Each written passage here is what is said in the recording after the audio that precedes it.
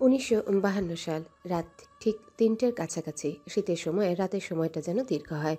রাতের নিস্তব্ধতা যেন কাটতে চায় না। আজ প্রবল শীত। সন্ধ্যা থেকে বাতাস ছিল তীব্র পরিমাণে। উপকূলীয় এলাকায় আবহাওয়াজনিত কারণে গুড়ি গুড়ি বৃষ্টি হয়। বৃষ্টির জন্য শীতের যেন আজ তাণ্ডব লীলা চলছে। বৃষ্টি থেমে গিয়েছিল রাত ১০টার দিকে। তারপর থেকে সবকিছু নিস্তব্ধ। এমন একটা রাত শুধুমাত্র মায়াকে ঘিরে। গভীর ঘুমে বিভোর হয়ে আছে।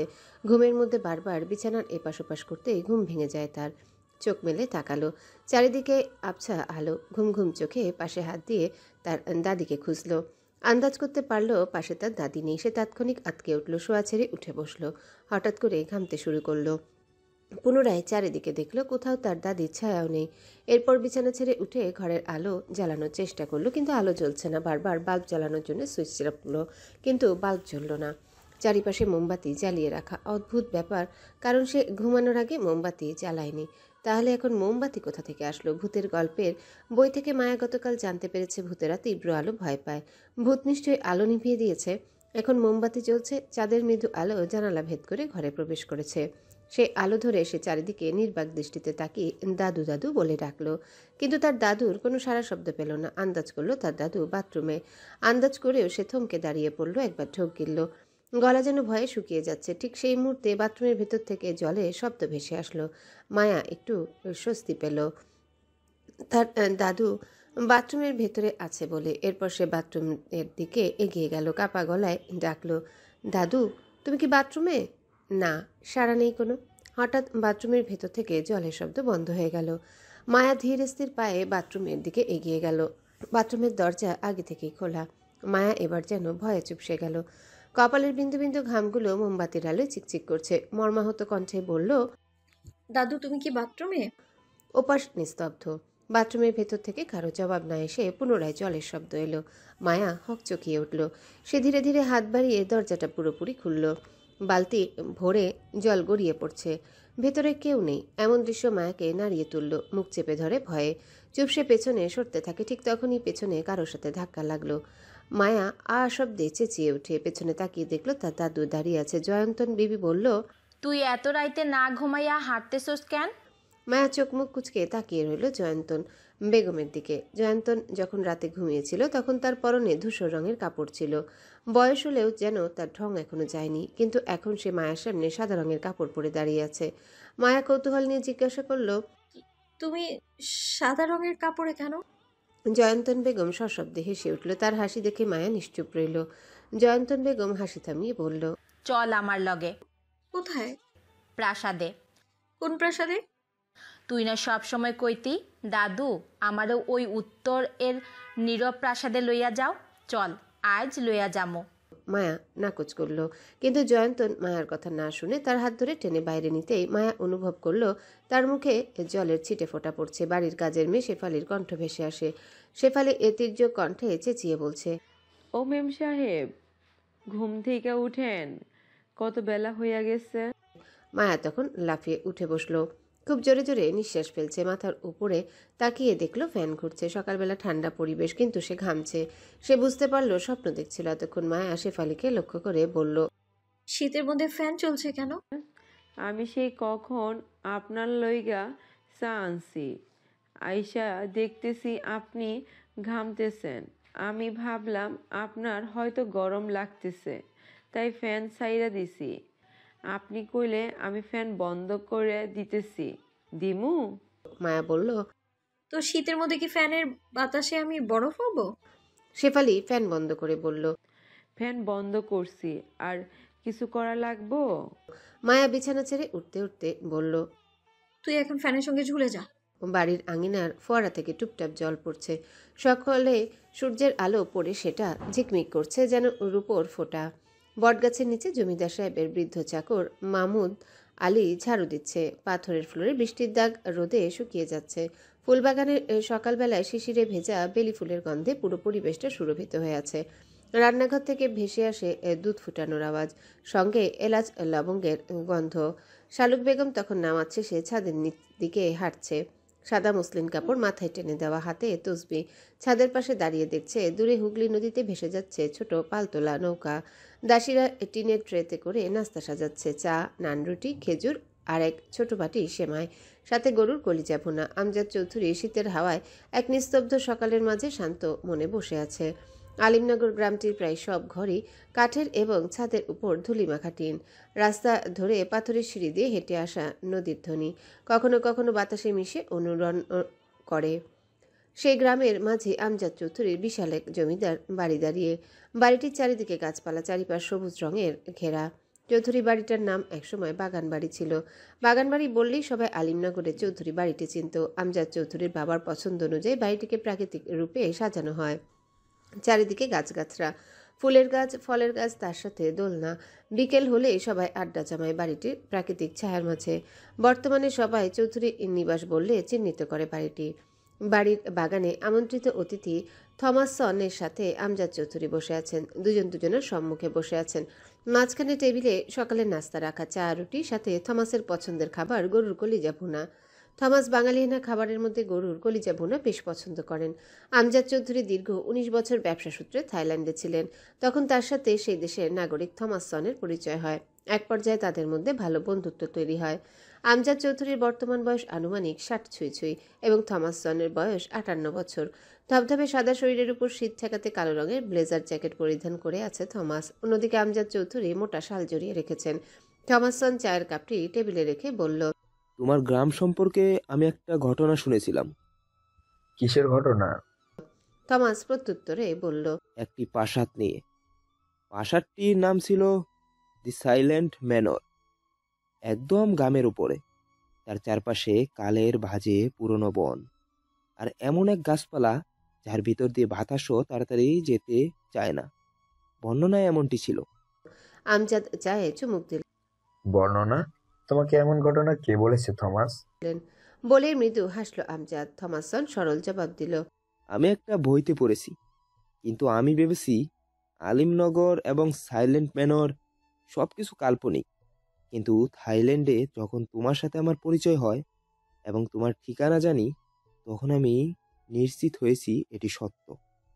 আলিমনগর এবং সাইলেন্ট ম্যানর এর অস্তিত্ব বাস্তবে আছে। থমাস নিঃশ্বাস ছেড়ে পুনরায় বলল, আলিমনগরের অস্তিত্ব পেয়েছি, কিন্তু সেই প্রাসাদ সম্পর্কে কিছু জানি না। আমজাদ হেসে উড়িয়ে দিল থমাসনের বক্তব্য। এসব কাল্পনিক। হয়তো গ্রামটির নামের সাথে আমাদের গ্রামের নাম মিলে গিয়েছে। এটা কাকতালীয়। থমাসন উদ্ভ্রান্ত মনে বলল, কিন্তু আমজাদ, বইটির লেখক উল্লেখ করেছে প্রাসাদটি একসময় অন্য রূপে বিশাল ছিল। চারপাশ ঝলমলে আলোয় ভরা ছিল। সঙ্গীত আর নৃত্যের সুর সঞ্চারিত ছিল। ফল, মিষ্টি আর সুস্বাদ্য ভোজের সুবাস বেশি আসত। অতিথিরা রঙিন পোশাকে হাসি আনন্দে মেতে থাকত। ফুলের সাজসজ্জা, সুগন্ধি আর ঝর্ণার কোলকোল ধ্বনি মিলিয়ে দিত অন্যরকম অনুভূতি। কিন্তু সেই রঙিন দৃশ্য একসময় ধুলোয় রূপ নেয়। হঠাৎ যেন সবকিছু নীরব হয়ে যায়। থমাস থেমে একটা সিগারেট ধরালো। আমজাদ বলল, এটি শুধুমাত্র বিনোদনের জন্য তৈরিকৃত বই। এর সাথে বাস্তবের কোনো মিল নেই। কিন্তু থমাসের কৌতূহল যেন গেল না। সে সিগারেটের ধোঁয়া ছেড়ে বলল, লেখক আরও উল্লেখ করেন, প্রাসাদের ইতিহাস গ্রামের বড়রা শুনতেন আরম্ভের সঙ্গে ভয় মিশিয়ে। কাহিনী অনুযায়ী 1870 সালে এক জমিদারের পরিবার এখানে বাস করত। তাদের মধ্যে কেউ অল্প বয়সেই অদ্ভুতভাবে নিখোঁজ হয়ে গিয়েছিল, কেউ আবার ছায়ার মতো আচরণ করত। এরপর প্রাসাদটি এক প্রকার পরিত্যক্ত অবস্থায় থেকে যায়। কিন্তু গ্রামের লোকেরা বিশ্বাস করত এখানে যে রহস্য আছে তা এখনো অগম। আমজাদ বলল, আমার জন্ম এখানেই, বেড়ে ওঠাও এখানে। সেরকম কোনো ঘটনা থাকলে নিশ্চয়ই আমি জানতাম। থেমে আবারও বলল, তোমার ভেতর কি কোনো প্রশ্ন জমেছে দ্য সাইলেন্ট ম্যানর বইটি নিয়ে? থমাসন নড়ে চড়ে বসে বলল, হ্যাঁ, জমিদারের একমাত্র কন্যা ফারদিয়ার সাথে একটা ছেলের সম্পর্ক ছিল। ছেলেটি ছিল রাখাল। ওর সাথে জমিদারের একমাত্র কন্যার বিয়ে হওয়ার কথা ছিল। কিন্তু যেদিন রাখাল বিয়ে করতে আসে, সেদিন জমিদারের 4 ছেলে সন্তান অর্থাৎ ফারদিয়ার ভাইয়েরা জানায় ফারদিনা রাখালের সাথে ছলনা করেছে। সে বৈদেশিক এক নাগরিককে বিয়ে করে বিদেশ চলে গেছে। কিন্তু রাখাল খোঁজ নিয়ে জানতে পারে ফারদিনা বিদেশ যায়নি। তাহলে ফারদিনা কোথায়? অনেক খুঁজেছে রাখাল, কিন্তু ফারদিনাকে আর পায়নি সে। একজন রাখালের সাথে জমিদারের কন্যার বিয়ে বিষয়টি অদ্ভুত লাগছিল আমার। বইটি এখানে শেষ হয়। আমজাদ হাতে একটা সিগারেট নিল, সেটা ধরিয়ে বলল, বইটির লেখকের নাম কি? সুফিয়ান হায়দার। আমজাদ তখন বসা ছেড়ে দাঁড়িয়ে বলল, লেখকরা লেখার মাঝে কখনো কখনো বাস্তবতা তুলে ধরে, কিন্তু লেখক কাল্পনিক মুহূর্তগুলোকে এমনভাবে ফুটিয়ে তোলে যেন এটি বাস্তব। তোমার ভেতর হয়তো বইটির ঘোর থেকে গেছে। থমাস বলল, তুমি হয়তো ঠিক বলছো, কিন্তু আমার প্রশ্ন হচ্ছে বইটি অসম্পূর্ণ কেন? লেখক বইটি সম্পূর্ণ শেষ করলেন না কেন? আমজাদ বলল, উনি হয়তো শেষটা এমনভাবেই করেছে যাতে পাঠকবৃন্দ তাকে মনে রাখে। অসম্পূর্ণতা থেকে মনে রাখে কিভাবে? থমাসের বিচক্ষণ প্রশ্ন। আমজাদ বলল, এই যে তোমার মধ্যে যে কৌতূহল সৃষ্টি হয়েছে, তুমি এটা নিয়ে ভাবছো, অনেক প্রশ্ন তোমার মনে ঘুরপাক খাচ্ছে, তেমন ভাবে লেখককেও মনে রেখেছো। থমাস কথা বাড়ালো না। তাদের মাঝে উপস্থিত হয় মায়া। কালো রঙের থ্রি পিস পরনে, তার ফর্সা গায়ের রঙের সাথে কালো রঙের থ্রি পিসে মানিয়েছে বেশ তাকে। চুলগুলো বেনুনি করা, তার মুখ বেশ ফ্যাকাশে। থমাসের পাশে চেয়ারে বসলো। আমজাদ মায়াকে লক্ষ্য করে প্রশ্ন করলো। রাতে ঘুম ঠিকঠাক মতো হয়েছে তো? আমজাদ চেয়ারে বসলো। মায়ার রাতের অদ্ভুত স্বপ্নটা মনে পড়ে। ভয়ানক স্বপ্ন ছিল। স্বপ্নের সময়টা আরেকটু দীর্ঘ হলে হয়তো দম বন্ধ হয়ে আসতো। মায়া মলিন হেসে জবাব দিল। ভালো হয়েছে। এরপর থমাসের দিকে ঘুরে তাকালো, তাকে প্রশ্ন করলো। আঙ্কেল, আমাদের গ্রাম কেমন লাগছে আপনার কাছে? বেশ সুন্দর, তবে অনেকটা নিস্তব্ধ এই গ্রাম। এমন মনে হয় গ্রামটি থেকে অমূল্য নক্ষত্র হারিয়ে গেছে। মায়া তার মুখে এরকম কথা শুনে আমজাদ হোসেনের দিকে তাকিয়ে বলল। বাবা, আঙ্কেলের এরকম অনুভূতির কারণ কি তুমি জানতে চাওনি? আমজাদ ঠোঁট বাঁকিয়ে হাসলেন। তোমার আঙ্কেল একটি বই পড়েছে, সে বইয়ের গ্রামটির নাম আলিমনগর। বইটি অসম্পূর্ণ, তাই ওর মনে কৌতূহল জন্মেছে। কি বই আঙ্কেল? মায়া প্রশ্ন করলো। দি সাইলেন্ট ম্যানর। মায়া ভ্রু কুঞ্চিত করে বলল। বইটা আমিও পড়েছিলাম, অসম্পূর্ণ বই। কিন্তু আমার ভেতরেও একটা প্রশ্ন জমেছে। ফারদিনা কোথায়? সেই রাখাল কোথায়? আর ফারদিনার পরিবারই বা কোথায়? আমজাদ মায়াকে বিচলিত দেখে বলল। তুমি এসব বই গল্পের চক্করে কেন পড়লে? মাথা খারাপ করো না, অযথা ফালতু জিনিস নিয়ে ভেবো না। এসবের সাথে বাস্তবের কোনো মিল নেই, আর বাস্তব এরকম কোনো ঘটনা ঘটেও নি। মায়া বলল। বাবা, তোমার সাথে আমিও সহমত, কিন্তু লেখক কেন অসম্পূর্ণ রেখেছে বইটা? থমাস বলল। আমিও এসব বিষয় ভেবেছি, কিন্তু কোনো জবাব পাইনি। যাকে এসব বাদ দাও, তোমার পড়াশোনার খবর কি বলো? এখন কি করছো? মায়া বলল। আমি কিছুদিন হয় বিদেশ থেকে পড়াশোনা শেষ করে ফিরেছি। এখন চাচ্ছি শহরে চলে যাব। আমার এই গ্রাম ভালো লাগে না। একই তো, শহর থেকে অনেক দূরে, তার উপর আবার নীরব। শহরে ভালো চাকরি নেব একটা, এরপর সেখানেই সেটেল হব। আমজাদ কিছুটা উদ্বিগ্ন স্বরে বলল। তোমার বয়স কত হয়েছে? 25 বছর। বিদেশ থেকে পড়াশোনা শেষ করে ফিরে এসেছো, তার মানে এই নয় যে তুমি তোমার সিদ্ধান্ত নিতে উপযুক্ত হয়ে গেছো। এখনো তুমি আমার কাছে বাচ্চা। আমজাদ থেমে গেল। থমাস কিছু বলল না। আমজাদ পুনরায় বলল। আপাতত তোমার কিছু করার দরকার নেই। গ্রামে থাকো, তোমার ভাই, দাদু, মা সবার সাথেই থেকে যাও। এদের সাথে সময় কাটালে দেখবে আর চারদিকে নীরব মনে হবে না। বলেই আমজাদ ঘরের ভেতরে চলে যান। থমাস মায়ার দিকে তাকিয়ে বলল। ভাবারা এমনই হয়। মায়া বলল। আমি মাঝে মধ্যে বাবার আচরণে হতবাক হই। মায়া কয়েক সেকেন্ড চুপ থেকে আবারও বলল। আপনার বাংলা ভাষা খুব সুন্দর হয়।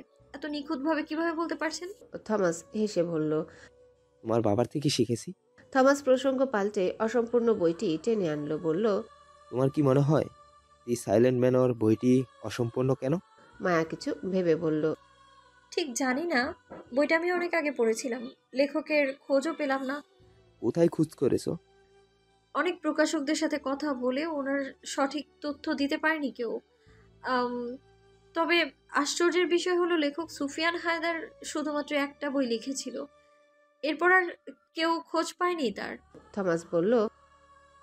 বিষয়টি রহস্যজনক, তবে এসব নিয়ে ঘাটাঘাটি করে সময় নষ্ট করে লাভ নেই।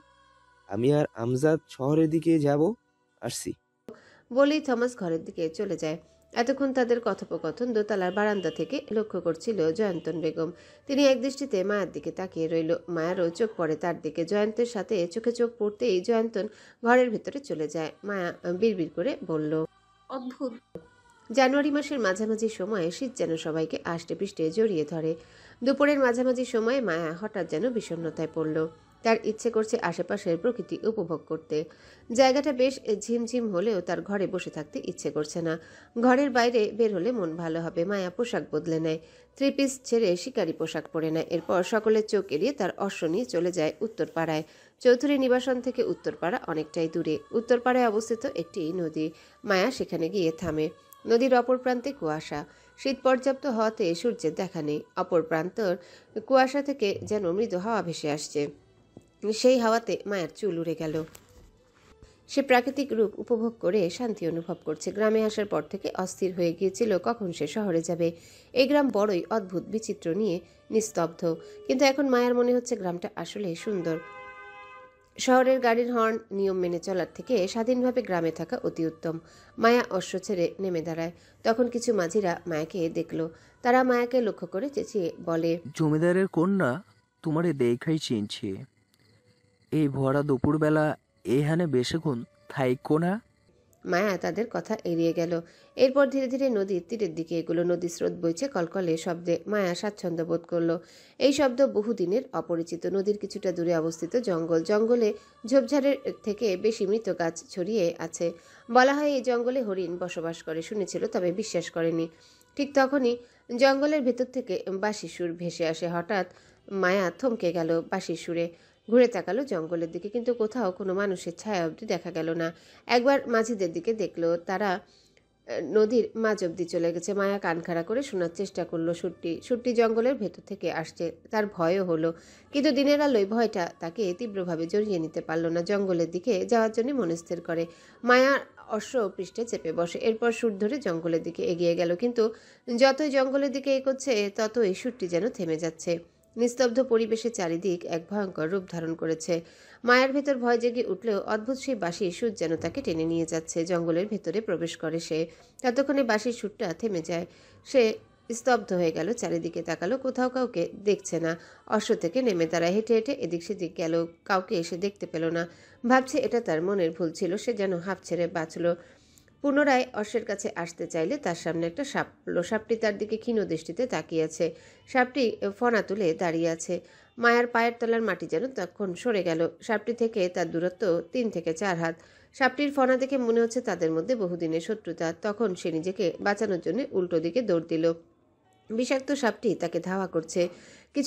কিছু দূর যেতেই মায়া অজানা কারো সাথে ধাক্কা খেয়ে পাশে পড়ে যায়।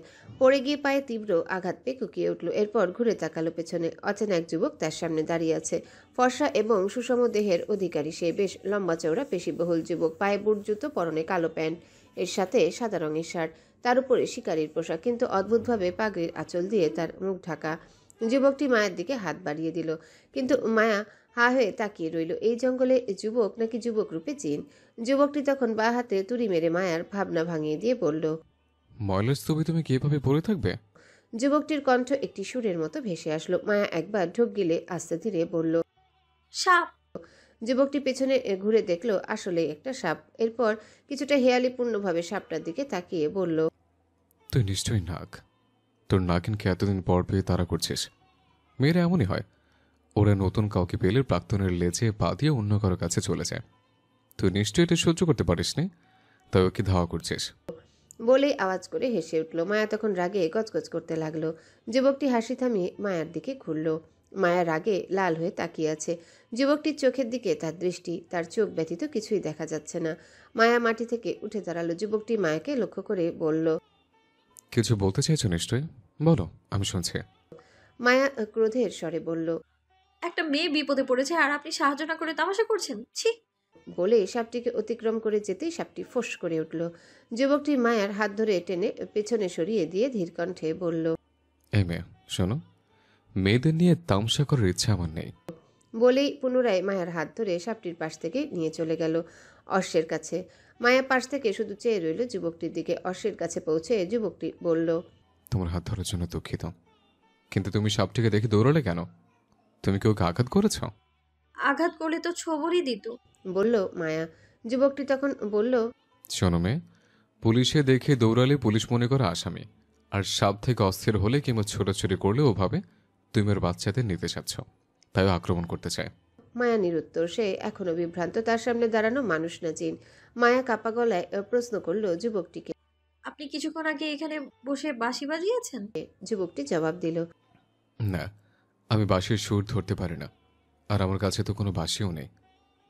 যুবকটি তার অশ্বের কাছে চলে গেল। তার অশ্ব নিয়ে ফিরে এলো মায়ার কাছে। এরপর মস্করা করে বলল, জিনেরা বোধহয় বাঁশি বাজিয়েছে, এখান থেকে চলো তাড়াতাড়ি। কিন্তু মায়া পায়ের ব্যথার জন্য অশ্বের পৃষ্ঠে উঠতে পারল না। যুবকটি তার অশ্ব থেকে নেমে মায়ের কাছে আসে। এরপর তার অশ্বের কাছে হাঁটু ভাঁজ করে বসে বলল। ওই পা দিয়ে আমার হাঁটুর উপর ভর দিয়ে উঠে বসো। মায়া কিঞ্চিত ইতস্তত বোধ করল। তখন যুবকটি পুনরায় বলল, দেরি করছো কেন? তাড়াতাড়ি করো, জায়গাটা সুবিধার না, উঠে বসো। মায়া উঠে বসে অশ্বপৃষ্ঠে। তারা জঙ্গল ছেড়ে বেরিয়ে আসে। যুবকটি আগে আগে গেলে মায়া পেছন থেকে ডেকে দাঁড় করিয়ে তাকে জিজ্ঞাসা করল। আপনার নাম কি? যুবকটি জবাব দিল, মীর জাফান শন। মীর জাফান শন। তখন মায়াকে লক্ষ্য করে প্রশ্ন করল। তোমার নাম? মায়া। মায়া নির্লিপ্ত ভাবে মীরকে দ্বিতীয় প্রশ্ন করল। আপনি কতক্ষণ থেকে এই জঙ্গলে ছিলেন? অনেক সময়। কিন্তু কেন? শিকার করতে। স্বীকার করলেন? করার আগেই তো তুমি চলে আসলে। আপনি বাঁশির সুরের শব্দ শোনেননি?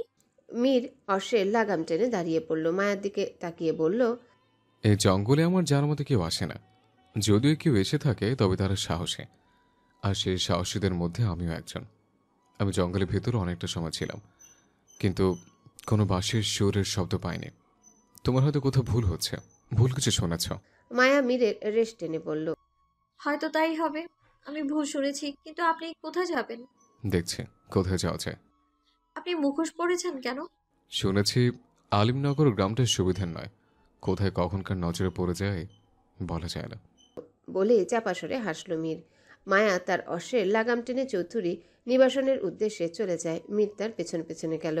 মায়া বুঝতে পারল মীর তাকে অনুসরণ করছে। মীরের অনুসরণ তার কাছে অদ্ভুত মনে হলো, কিন্তু কিছু না বলে সোজা চলে যায় তার গন্তব্যে। বাড়ি পৌঁছাতে তার অনেকটা সময় লেগে যায়। ততক্ষণে দুপুর গড়িয়ে বিকেলের আগমন ধরণীতে নেমে আসে। বাড়ির ভেতরে প্রবেশ করে অশ্ব থেকে নেমে দাঁড়ায় মায়া। পেছনে ঘুরে দেখল মীরও তার পেছন পেছন বাড়ির চৌহদ্দি পেরিয়ে ভেতরে অবধি চলে এসেছে। এই দেখে মায়া আমজাদ চৌধুরীর ভয়ে দৌড়ে ঘরের ভিতর চলে যায়। ঘরের ভিতর প্রবেশ করে সদর দরজা বন্ধ করে দিতে চাইলে মীর দরজার সামনে এসে দাঁড়ায় এবং নির্বিকার কণ্ঠে বলল, এই মেয়ে, আমাকে ফেলে চলে এলে কেন? তোমার মধ্যে দেখছি কৃতজ্ঞতাও নেই, একটা ধন্যবাদ দিলে না? মায়া ভ্রুকুচকে বলল, একটা ধন্যবাদের জন্য আপনি আমার বাড়িতে, এমনকি ঘরের ভেতর অব্দি চলে এসেছেন? তো একটা ধন্যবাদের অনেক মূল্য, আর তুমি আমাকে ধন্যবাদ না দিয়ে চলে এসছ। অপেক্ষা করো, তোমার বাড়ির বড়দের ডেকে জিজ্ঞেস করছি তারা তোমার সঠিক শিক্ষা কেন দিল না। মায়া কিছুটা রেগে বলল, আপনি দেখছি ভারী বেয়াদব। মীর এবার হাস্যকর কণ্ঠে বলল, তোমার এটা কেমন আদব? আমাকে বেদব বলছ? মায়ার ঠোঁট কেঁপে উঠল। মীর তখন বৈঠকখানার দিকে এগিয়ে চেঁচিয়ে চেঁচিয়ে আন্টি আঙ্কেল বলে ডাকতে শুরু করে। মায়া ভয়ে আধমরা হয়ে গেল। মায়া মীরের কাছে ঘেঁষে হাত জোর করে বলল, আপনি আমার বাড়ির লোকেদের ডাকবেন না। আমি আমার জীবনের সমস্ত ধন্যবাদ আপনাকে দিচ্ছি। এবার আপনি এখান থেকে চলে যান। মায়ের মিনতির আগেই দোতলা থেকে নেমে আসে মায়ার মা শালুক বেগম, তার দাদি জয়ন্তন বেগম, তার চাচি শাহানারা এবং তার মেয়ে তৃষ্ণা। মায়া সকলকে দেখে বেশ বিব্রতকর অবস্থায় পড়ে যায়। ততক্ষণে বাড়ির কাজের মেয়ে শেফালি এবং অনুচারীগণ হাজির হয়। শালুক তার মাথার কাপড় ঠিক করে মীরের সামনে দাঁড়ায়। মীর শালুকের পায়ে সালাম করতে চাইলে শালুক বাধা দিয়ে বলল, সেই সকাল থেকে তোর জন্য অপেক্ষা করছি বীর। আমাদের লোক তোকে স্টেশনে নিতে অবধি গিয়েছিল, কিন্তু তোকে তো পেল না। কোথায় ছিলিস সারাদিন? মীর জবাব দিল, আমি আজকে সকালে পৌঁছেছি এখানে, কিন্তু তুমি তো জানো বরাবরই আমার শিকার করতে ভালো লাগে। আলিমনগর আসলে আমি শিকার করেই থাকি, তাই উত্তর জঙ্গলে হরিণ শিকার করতে গিয়েছিলাম। কিন্তু তুমি জানো ছোট মা, সেখানে আমার সাথে এক নাগিনের দেখা হয়। জয়ন্তন বেগম মীরের রেশ টেনে বলল। মীর জয়ন্তনের রেশ টেনে বলল, না দাদি, আমাকে ছৌ বলতে কি এত সহজ? বলে হাসে মীর। উপস্থিত হলো রাফিদ চৌধুরী। রাফিদ মীরের সাথে আলিঙ্গন করে। এইসব দৃশ্য দেখে মায়া হা হয়ে রইল। মীর তাদের পরিচিত, কোনোভাবে বুঝতে পারল না তাকে বোকা বানিয়েছে। বলতে পারতো আমি চৌধুরী বাড়ি এসেছি, তাহলে এত বিভ্রান্ত হতে হতো না। মায়া ভেতরে ভেতরে জ্বলে উঠল, কিন্তু বহিঃপ্রকাশ করলো না। সবার সাথে মীরের দেখা সাক্ষাৎ শেষ হওয়ার পর শালুক বলল, এবার তো মুখোশটা খোল, চোখ মুখ কিরকম লাল হয়ে গেছে তোর। মীর তখন পাগড়ির আঁচল দিয়ে ঢাকা মুখটি সবার সামনে প্রদর্শন করে। মায়া মীরের সৌন্দর্য দেখে হতবাক হয়ে রইল। তার ফর্সা গলার ঠিক পাশেই একটা তিল, যেটা নজর কাড়ে মায়ার। রাফিদ মায়াকে নিজের কাছে টেনে বলল, মীর, এই হচ্ছে আমাদের ছোট্ট মায়া। মীর মায়ার দিকে হাস্যোজ্জ্বল মুখে তাকিয়ে বলল, আসসালামু আলাইকুম আপু, আমি এবারের নতুন অতিথি। মায়া নিঃশব্দে গালি দিল, অসভ্য। শালুক বলল, চল বাবা, তোকে খেতে দেই। বলেই মীরকে নিয়ে সবাই খাওয়ার ঘরে চলে যায়। মায়া দুই কোমরে হাত চেপে ধরে বিড়বিড় করে বলল, এবারের মেয়ে আমি, সারাদিন আমিও না খেয়েছিলাম, আমাকেও ডাকা উচিত ছিল। তার পাশ থেকে শেফালি বলল, মেম সাহেব, আমি আপনার লগে একই মত, কিন্তু হে তো থাইল্যান্ডের অতিথি, তাই গুরুত্ব বেশি। মায়া বলল, মানে কেউ? আমি তো ভেবেছি আমার কোনো আত্মীয়ের মধ্যে কেউ। তেমনই মেম সাহেব, উনি হইতেছেন থমাসন এর পোলা। মীর স্যারের বাবা থাইল্যান্ডের নাগরিক, কিন্তু তার মা ছিলেন বাঙালি, আর তার মা ছিলেন আপনার মায়ের আপন ছোট বোন। উনি অনেক আগেই মারা যান। তুই এত কিছু কিভাবে জানলি? মায়া আশ্চর্য হলো। শেফালি ফিসফিস করে বলল, আপনি তো অনেক দিন বিদেশ আছিলেন, আর আমি তারও অনেক আগে থেকে আপনাকে বাড়িতে কাম করি, সব জানি আমি যা জানি তা আপনিও জানেন না। কিন্তু আপনার বাপ আর ওই বিদেশি স্যারের বাপ ভালো বন্ধু, এটাও সত্যি। মায়া কিছু বলল না। শেফালি হেসে বলল, যাই বলেন না কেন, বিদেশি বাবু কিন্তু অনেক সুন্দর। মায়া মুখে মলিন হাসি আনলো। শেফালি তার হাসি লক্ষ্য করে বলল, হাইসা লাভ নাই, উনি কিন্তু আপনারে বইনি ডাকছে। বলে খাওয়ার ঘরের দিকে চলে যায় শেফালি। দিন ফুরিয়ে এর রাতের আধা নেমে আসে ধরণীতে। রাত ঠিক 12টা। ঘড়ির কাঁটা যেন ঠিক 12টায় এসে বিচ্ছে। এ যেন থমকে যাওয়া একটি প্রহর। নীরব শুনশান রাতে ঘিরে আলোকিত লক্ষ্য তারারা আকাশে জড়ো হয়েছে। ওদের সর্দার হিসেবে চাঁদ যেন ঠিক মাঝে সীমাবদ্ধ। চাঁদের আলো কখনো প্রকৃতিতে ঝলমলিয়ে উঠছে, কখনো আবার মৃদু মেঘে ঢেকে যাচ্ছে। চাঁদের একখণ্ডিত আলো ধরে জানালার পাশে বসে আছে মায়া। আজ বাড়িতে নতুন অতিথি আসায় সবাই অনেক রাত পর্যন্ত আড্ডা জমিয়েছিল। মিনিট বিশেক হয় সবাই ঘুমের জন্য যে যার ঘরে চলে গিয়েছে। আজ বাড়িতে আমজাদ চৌধুরী উপস্থিত নেই। উনি এবং থমাস মিলে শহরে গিয়েছে, তারা আজ আর ফিরবে না। তৃষ্ণা তাকের বইগুলো গোছাতে গোছাতে মায়াকে বলল, মীর কিন্তু ছেলে হিসেবে খুবই ভালো। মায়া কোনো প্রতিক্রিয়া করছে না। সে জানালা থেকে তাকিয়ে আছে বাইরে। তৃষ্ণা দেখলো মায়ের কোনো হুঁশ নেই। সে মায়ের সামনে গিয়ে জিজ্ঞাসা করলো, আমি কি বলছি তোর কানে যাচ্ছে না? মায়া বলল, জানিস আজকে আমি উত্তরে জঙ্গলে গিয়েছিলাম। তারপর? মায়া পায়চারি করতে করতে বলল, তখন আমি একটা বাঁশির সুর পাই। আমি সুরটা অনুসরণ করে সেই দিকে চলে যাই, আর সেখানে আমি মীরকে দেখতে পাই। কিন্তু মীরের হাতে শুধু একটা রাইফেল ছিল, বাঁশি ছিল না।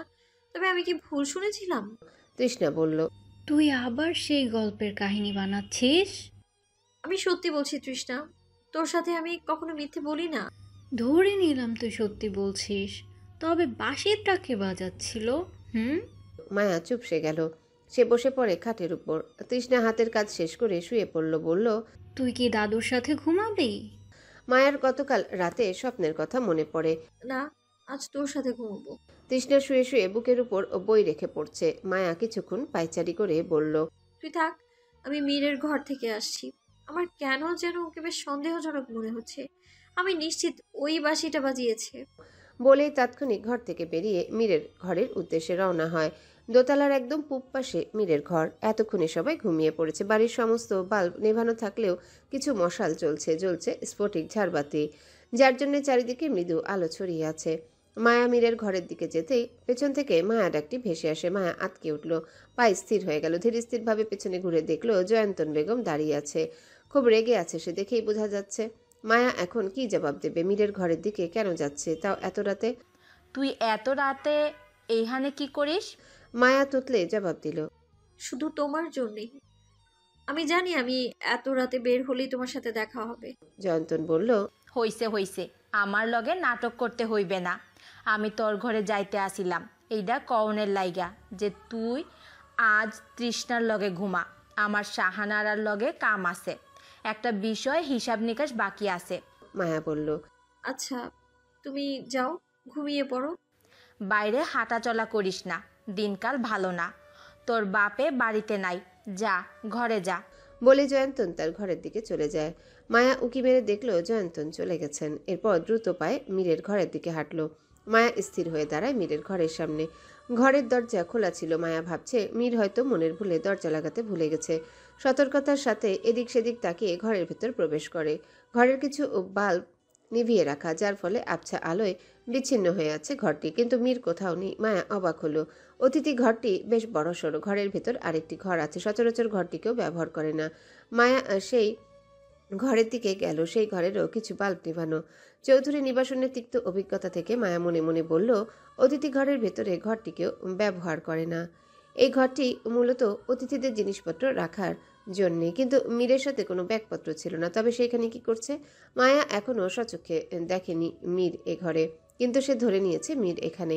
সুইচ চেপে বাল্ব জ্বালাতে চাইল, কিন্তু আলো জ্বলল না। কিছুটা বিব্রতকর অবস্থায় পড়ল মায়া। ঠিক তখনই পেছন থেকে ছুরি ধার দেওয়ার শব্দ ভেসে আসলো। মায়া আশ্চর্য হলো। পেছনে ঘুরে দেখলো মীর একটা পাথরের সাথে ছুরি ধার দিচ্ছে। পরনে স্যান্ডো গেঞ্জি তার। মায়ার থেকে ঘুরে বস। মায়া মীরের উদ্দেশ্যে বলল, আমি আগেই জানতাম আপনি সুবিধার না, এখন ছুরি ধার দিচ্ছেন। মীর মায়ার দিকে ঘুরতেই ছুরিটা হাত থেকে পড়ে মায়ার পায়ের কাছে চলে যায়। মীর কিছু বলল না। মায়া পুনরায় বলল, চুপ আছেন যে? কি করছিলেন এখানে? মীর ছুরিটা মেঝে থেকে তুলে পড়ল। দেখছো না ছুরি ধার দিচ্ছে? তা আমিও দেখতে পাচ্ছি, কিন্তু কিসের জন্য? ছুরি দিয়ে কি করে জানা নেই তোমার? বলেই মীর তার শোয়ার ঘরের দিকে চলে যায়। গিয়ে বিছানায় ছুরিটা ছুঁড়ে ফেললো। এরপর জগ থেকে জল ঢেলে দাঁড়িয়ে দাঁড়িয়ে খেয়ে নিল। মায়া তার পেছনে দাঁড়িয়ে এসে বলল, আপনি শহর থেকে এসেছেন, তবে অশ্ব কোথায় পেলেন? স্টেশনে একজন থেকে কিনে আনছে। জঙ্গলে কি করছিলেন সত্যি করে বলুন। এক কথা বারবার বলতে ভালো লাগে না। কিন্তু আমি আপনাকে বিশ্বাস করছি না। সেটা তোমার ব্যর্থতা। বলে মীর বিছানায় বসে ছুরিটা হাতে নেয়। এরপর সেটা ঘুরিয়ে ঘুরিয়ে দেখছিল।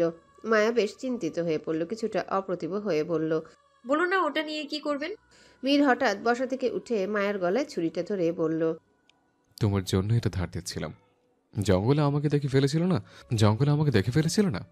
যদি সেটা সবাইকে বলে দাও না, তবে আমার সমস্যা হবে। তাই তোমাকে শেষ করে দেওয়ার চিন্তা ভাবনা করি। মীর এরকম আচরণে মায়া বেশ বিষণ্ণ হয়ে পড়ল। চোখে জল টলমল করতে শুরু করলো। মীর ছুরিটা গলা থেকে সরিয়ে মসৃণভাবে হেসে উঠল। হাসতে হাসতে বলল, ভয় পেয়েছ? আরে বোকা মেয়ে, ছুরিটি ভালো করে দেখো। এটা ফল কাটার ছুরি, ধার ছিল না, তাই ধার দিলাম। ছোট মা তখন আমাকে ফল দিয়ে গেছে, কিন্তু ছুরি দিতে হয়তো ভুলে গেছে। মায়া ধীরে ধীরে স্বস্তির নিঃশ্বাস ফেলল। মীর বলল, জঙ্গলে আমি শিকারের জন্য গিয়েছিলাম, অন্য কোনো কারণ ছিল না। আর বাঁশির সুর, ওটা তো ভুলেই শোনা থাকবে। মায়া বলল, আপনাকে বিরক্ত করার জন্য দুঃখিত। আমি আপনার জন্য এখানে এসেছি, এটা অন্য কাউকে বলার দরকার নেই। বলে মায়া চলে যেতেই মীর বলল, পায়ের ব্যথা কমেছে? মায়া থমকে দাঁড়িয়ে পড়ল। হাঁটতে পারছি। এরপর চলে যায়। মায়া মীরের ঘর থেকে বেরিয়ে তার ঘরের দিকে হাঁটলে তার মনে হলো মীরের ঘরে এক্ষুনি কেউ গেল। এরপর দরজা লাগিয়ে দিল। মায়া পুনরায় দাঁড়িয়ে পড়ল। চোখ তুলে তাকায় দেয়াল ঘড়ির দিকে। রাত ঠিক একটা ছুঁই ছুঁই। সে আবারও মীরের ঘরের সামনে গেল, কিন্তু এবার দরজা বন্ধ। চোখ পড়ে পাশের জানালার দিকে। সেখানে গিয়ে জানালার ফাঁক দিয়ে সরু চোখে দৃষ্টি মেলে দেখল রাফিদ মীরের কাছে বসে আছে। রাফিদ বিছানায়, মীর দাঁড়িয়ে দাঁড়িয়ে খুব উদ্বিগ্ন হয়ে কিছু বলছে। রাফিদ মীরের কথা খুব মনোযোগ সহকারে শুনছে, কিন্তু মায়া স্পষ্টভাবে তা শুনতে পাচ্ছে না। মীর কথা থামানোর পর রাফিদ হাতে ছুরিটা নিয়ে কারো গলা কাটার মতো ইশারা করে কিছু বলল। মায়াকে এমন দৃশ্য নাড়ালো। মায়া তাৎক্ষণিক কিছু না ভেবে তার ঘরের দিকে চলে যায়। মীর এবারও তার সাথে মিথ্যা বলেছে। বিষয়টি মায়ার মোটেও ভালো লাগেনি। তার উপর রাফিদ মীরের সাথে তারা কিছু গোপন করার চেষ্টা করছে। এসব চেতনার জন্যে যেন মায়া দিক বেদিক জ্ঞান শূন্য হয়ে পড়ে। নির্জন নিহারিকা রাত কেটে ভোরে কৃষ্ণন আলো ফুটে ওঠে। ভোর 6টার দিকে ঘুম থেকে উঠে যায় শালুক, তার সাথে শাহানারা। তারা মুখ হাত ধুয়ে রান্নাঘরে উপস্থিত হয়। রান্নাঘরে আগে থেকে উপস্থিত ছিল শেফালি। শেফালি বসে বসে মশলা বাটা তৈরি করছিল। চুলায় বসানো দুধ। শেফালি সেদিকে খেয়াল নেই। দুধ উতলে পড়তে শুরু করে। তখন এসে হাজির হয় শালুক। শালুক চুলার আঁচ কমিয়ে দেয়। শেফালি দাঁড়িয়ে কাঁপা কাঁপা গলায় বলল, দুধের কথা খেয়াল আসিল না। বকবেন না, আমি নাস্তা অহনি বানাই দিতেছি। শালুক বেশ কর্কশ শব্দে চেঁচিয়ে বলল, কাজ করার ইচ্ছা থাকলে করার মতো করিস। আর ওই রহিমা কোথায়? ও কাজে আসছে না কেন? বাড়িতে মেহমান আছে। এটা কোনো দু পয়সাওয়ালার বাড়ি নয়। প্রতিদিন নামি দামি লোক আসা যাওয়া করে, তাদের আপ্যায়ন করতে হয়। এত কাজ তো তোর একার পক্ষে করা সম্ভব না। শেফালি প্রতি উত্তরে বলল, মালকিন রহিমা খালার শরীরটা ভালো না। শুনছি ওনার একটা রোগ ধরা পড়ছে, এখন লইগা কামে আয় না। শাহানারা বলল, সে কাজে আসতে না পারলে তার মেয়েকে আসতে বলবি। ঘরে বসে থেকে তো কোনো লাভ নেই। যা, তুই গিয়ে খবর দিয়ে আয়। বলবি সে যদি কাজ করতে না পারে তবে তার মেয়েকে পাঠায় যেন, নয়তো গত মাসের বেতন পাবে না। শেফালি মাথা আওড়ালো। আচ্ছা। এরপরও রহিমার বাড়ির উদ্দেশ্যে রওনা হয়। শাহানারা শালুককে লক্ষ্য করে বলল, আপা, তুমি চিন্তা করো না, আমি সবার জন্য নাস্তার ব্যবস্থা করছি। এতক্ষণ রান্নাঘরে দৃশ্য দেখল মীর। শেফালিকে কিভাবে কথা শোনালো শালুক। মীরের খারাপ লাগলো। এরপর ঘর থেকে বেরিয়ে যায়। মীর গাড়ি নিয়ে শেফালির পেছন পেছন গেল। কিছু দূর গিয়ে শেফালির দেখা পায় মীর। গাড়ি থামিয়ে দিল। শেফালি মীরকে দেখে বলল, এর লইগা কামে আয় না। তুই গাড়িতে উঠ বলছে। শেফালি ইতস্তত বোধ করল। না বাবু, বড় মালকিন জানতে পারলে আমায় আস্ত রাখবে না। আরে উঠতে বলছি, উঠ। মীরের ধমকে সুরে শেফালি গাড়িতে উঠে বসে। এরপর মীর গাড়ি স্টার্ট করে। মীর বলল, রহিমা খালার বাড়ি কোথায়? সোজা গেলে ডান দিকে রাস্তার পাশে। রহিমা খালার কি হয়েছে?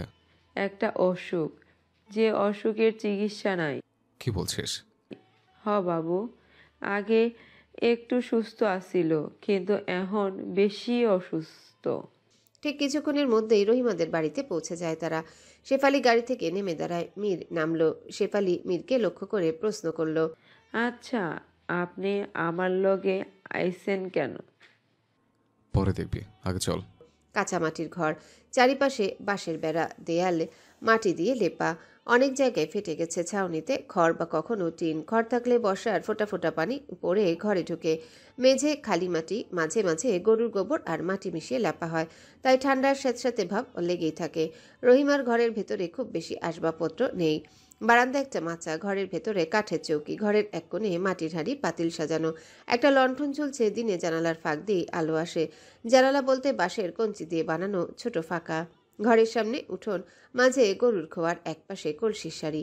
উঠানের একপাশে তুলে রাখা আছে কাঁসার থালাবাটি, কোথাও শুকাতে দেওয়া আছে ধান এবং শাকপাতা। ঘরের সামনে একটা কুঁড়ে ঘরের বারান্দা, যেটা বৃষ্টির দিনে ভিজে কাদায় মাখামাখি হয়।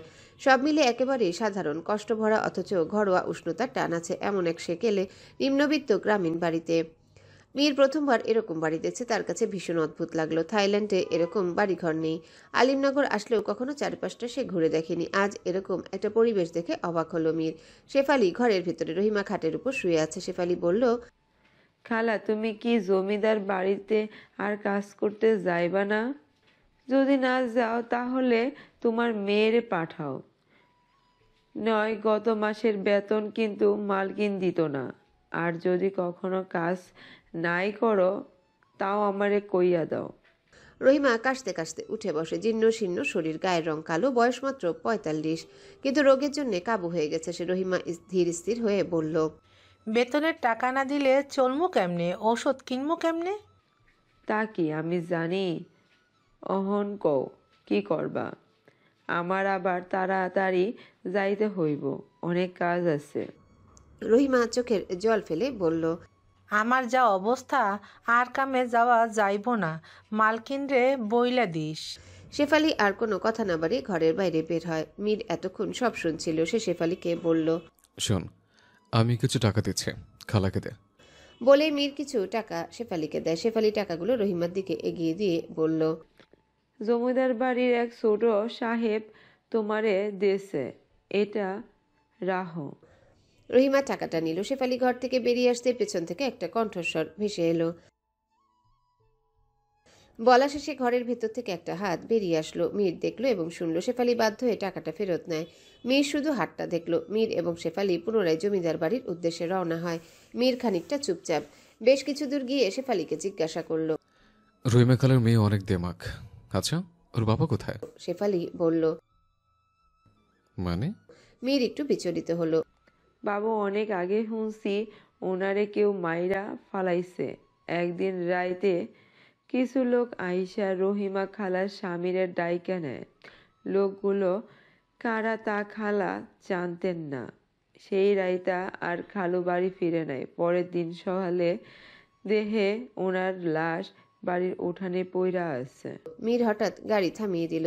শেফালি অশ্রুসিক্ত নয়নে বলল, খালা কয় শেষ ভাত কয়টাও খালু খাইতে পারে নাই।